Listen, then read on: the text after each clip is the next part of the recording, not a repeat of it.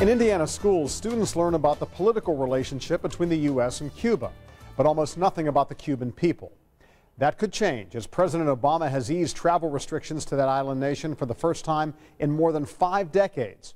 More Hoosiers may soon go there to get to know the Cuban people on a personal level as their country emerges from the shadows of the Cold War as Cuba rediscovered.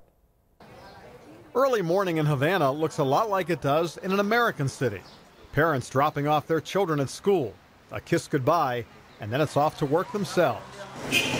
Women make up 51% of the population, but less than 40% of the workforce.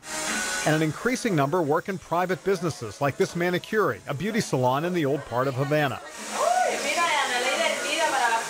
To get you ready for your picture, she says, women can get their hair or nails done for $1 by stylists who fall under one of the 200 private sector job categories the government now allows. Lisette Barrios has another one of those private jobs. She's up before the sun with her mother, making breakfast for house guests. Their family home is a Casa Particular, a state-licensed bed and breakfast. Yeah, it's a good business. The government allowed some people to open their homes to foreign travelers in the mid-90s. When Cuba started getting more visitors than it has hotel rooms.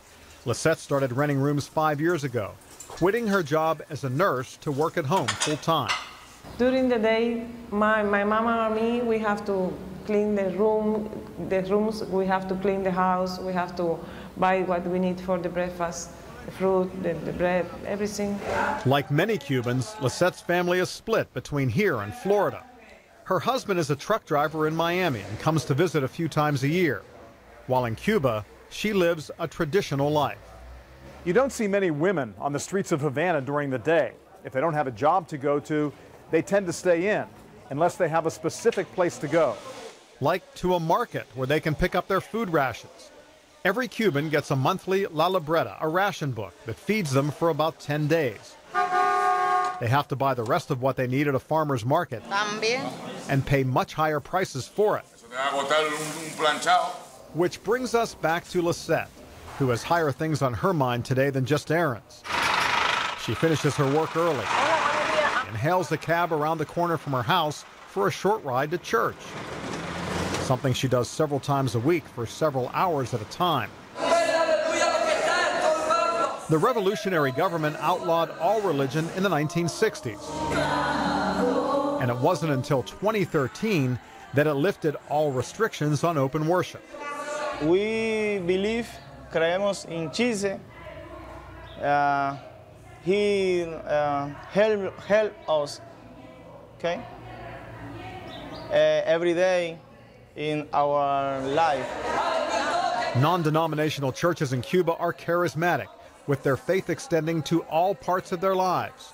For Lisette, that means running her in-home bed and breakfast is a higher calling.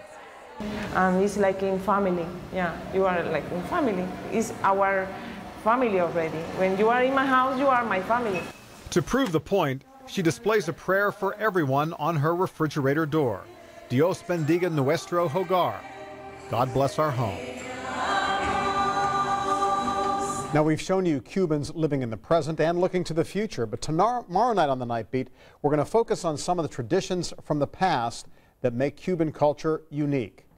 Also, we have some great web extras from our Cuba Rediscovered trip at WTHR.com, including photo galleries, blogs, and video extras. Again, you'll find that under the Cuba Rediscovered section of our website and under Hot Topics.